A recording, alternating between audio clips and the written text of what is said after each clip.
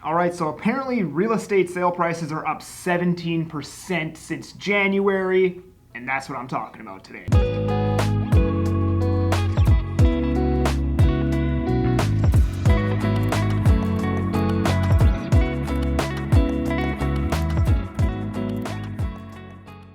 I'm that Agent Kelly. I talk about Canadian real estate in my local market of Abbotsford and the Fraser Valley. And if you enjoy my content, subscribe to the channel. If you are already watching my content, that is. Maybe you're a newcomer. You should subscribe anyways. Like this video. And if you want to chat one-on-one, you can do so by scrolling down into my description and clicking on the link that goes right into my Calendly so me and you can chat one-on-one. Okay, so according to this article put out by the Financial Post, Canada's real estate market is up $100,000 since just January. The average price of a home sold in Canada jumped 4.3% in April and is now up nearly 17% since January. This is sales price, not HPI, but the HPI is laggy. Sale price it's probably not exactly 17%, but it's, the market's up quite a bit, basically.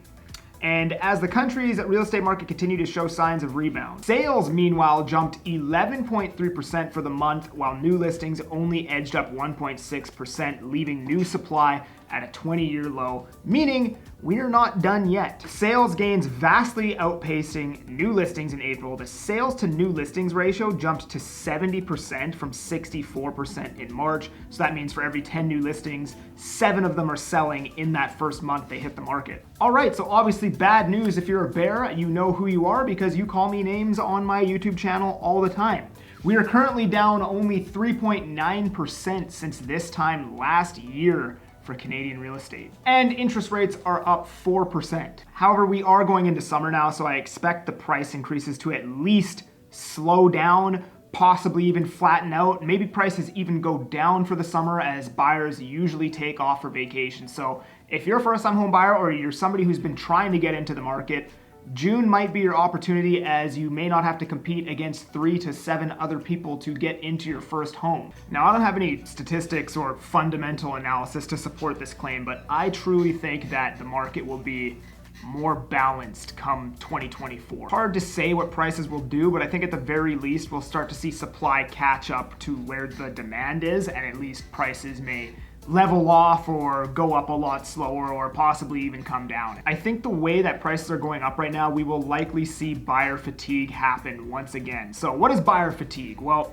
as a good example, back in February 2022, if you guys, well, you probably don't know this if you're not in the market actively buying and selling homes, but I don't know, maybe you do. But anyways, what happened back in February 2022 is the market actually sold off about 10% before the first rate hike ever even came in, because buyers were sick and tired of multiple offers. They're sick and tired of prices going up, and they just decided to sit out the market, and then that caused prices to aggressively sell off once all the buyers left the market.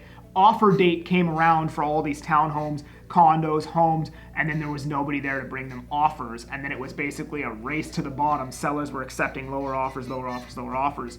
Now, if you go back and look at the stats, this doesn't actually show up, because what happened was the first 2 weeks of February, prices were going nuts. They went up super, super fast. And then in the last 2 weeks of February, they sold off super, super fast. So I think February still registered like a 3% gain for the month or something like that. But in reality, there was a massive swing that happened that doesn't actually register in the statistic. But that sell-off happened because of buyer fatigue, not because of interest rates or any external factors. Buyers just got sick of paying those prices. And I think something like that could happen again, because prices are starting to trend back up closer to where they were in the back end of 2021, yet interest rates are 4% higher. So I could see a scenario come along where people are just sick and tired of multiple offers, sick and tired of these prices, and they just stop buying again. So there's that prediction based on a bunch of anecdotal stuff. Now let's get into this. Inflation rate unexpectedly increased in April, jumping to 4.4% in Canada. Economists had it at 4.1%, so we exceeded expectations by about 0.3%, and we rose 0.1% from 4.3 in March. Now check this out. Higher rent and mortgage interest costs contributed the most to the annual inflation rate in April, StatsCan said. The higher interest rate environment may have increased demand and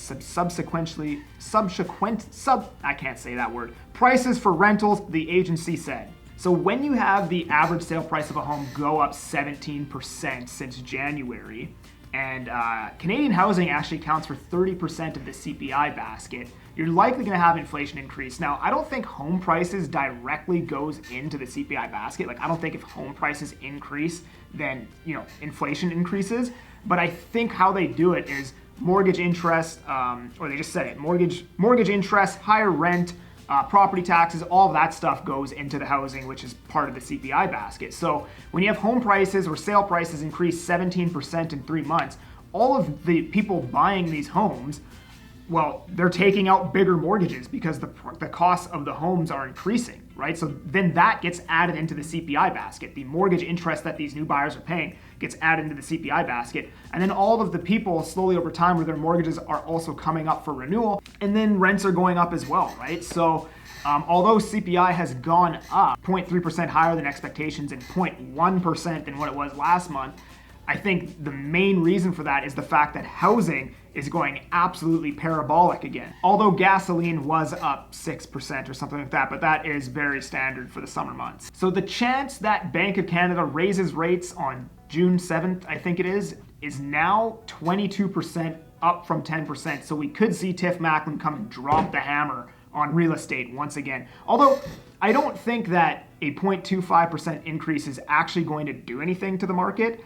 We still haven't even seen the full effects of all of the other rate increases kind of filter through the market yet.